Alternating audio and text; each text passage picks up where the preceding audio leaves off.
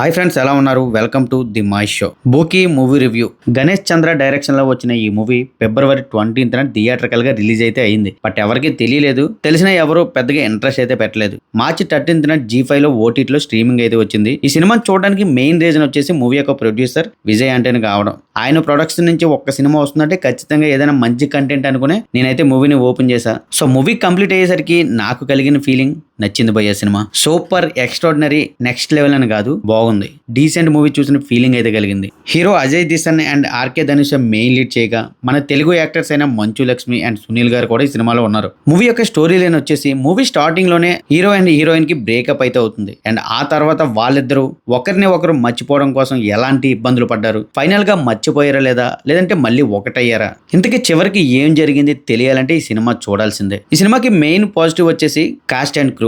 చాలా simple cost తో మంచి పెర్ఫార్మెన్సెస్ తో అందరూ కూడా టూ గుడ్ పెర్ఫార్మెన్స్ ఇచ్చారని చెప్పాలి. ముఖ్యంగా మెయిన్ లీడ్ చేసిన హీరో అజయ్ దిషన్ అండ్ ఆర్కే ధనుష. మూవీలో కోర్ పాయింట్ అయిన లవ్ ని, బ్రేకప్ ని, ఆ మధ్య ఫేస్ చేసే ప్రాబ్లమ్స్ ని వాళ్ళ ఎక్స్ప్రెషన్స్ తో, వాళ్ళ యాక్టింగ్ తో నెక్స్ట్ లెవెల్కి అయితే తీసుకెళ్లారు. స్టోరీ లైన్ చాలా ప్రెడిక్టబుల్ గా ఉన్నా ఇంతకీ వాళ్ళు కలుస్తారా లేదా అనే క్యూరియాసిటీ అయితే సినిమా మొత్తం ఉంటుంది. ఈ సినిమాకి అదే మెయిన్ ప్లస్ పాయింట్ అని చెప్పాలి. దానికి తోడు క్లైమాక్స్ ఎమోషనల్ గా ఎండ్ చేశారు, మంచి మెసేజ్ ఇస్తూ. నాకైతే చాలా బాగా అనిపించింది. ఈ సినిమాకి మేజర్ ప్లస్ పాయింట్ క్లైమాక్స్ అనే చెప్పాలి. పర్ఫార్మెన్స్ వైజ్ అందరూ బాగానే చేశారు. సునీల్ గారు కూడా ఆయనకి ఇచ్చిన రోల్ ఆయన బాగానే చేశారు. బట్ మంచు లక్ష్మి గారికి ఆ క్యారెక్టర్ ఎందుకు ఇచ్చారో నాకైతే అర్థం కాల.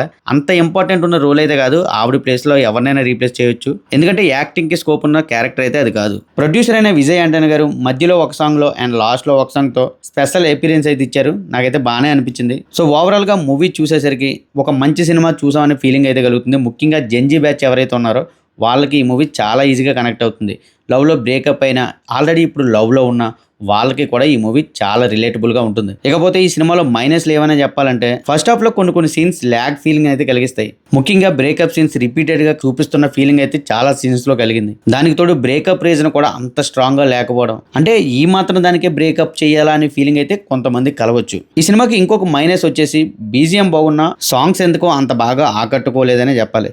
ఒక సాంగ్ పర్వాలేదు కానీ మిగతా సాంగ్స్ అయితే సినిమా యొక్క ఫ్లోని డిస్టర్బ్ చేసాయని ఫీలింగ్ కలిగింది. సో ఫైనల్ గా ఫస్ట్ హాఫ్ కాస్త డల్ గా ఉన్నా సెకండ్ హాఫ్ కాస్త ఎంగేజింగ్ చేస్తూ క్లైమాక్స్ లో ఒక ఎమోషనల్ టచ్ తో మూవీ అయితే ఎండ్ అవుతుంది. సో అక్కడ ఏంటంటే ఎండకి వచ్చేసరికి మూవీ అందరికీ నచ్చుతుంది. మీరు ఎవరైనా సినిమా చూస్తే మీకు ఎలా అనిపించిందో ఖచ్చితంగా కామెంట్లో చెప్పండి. ఇన్ కేస్ చూడకపోతే మూవీ వచ్చేసి G5 లో తెలుగులో స్ట్రీమింగ్ అవుతుంది. ఖచ్చితంగా చూడండి. ఒక మంచి మూవీ చూసాను ఫీలింగ్ అయితే కలుగుతుంది. ఓకే గైస్, మరొక మంచి రివ్యూతో మళ్ళీ కలుద్దాం. Thank you guys, thanks for watching. This is Mahesh signing off. జై హింద్.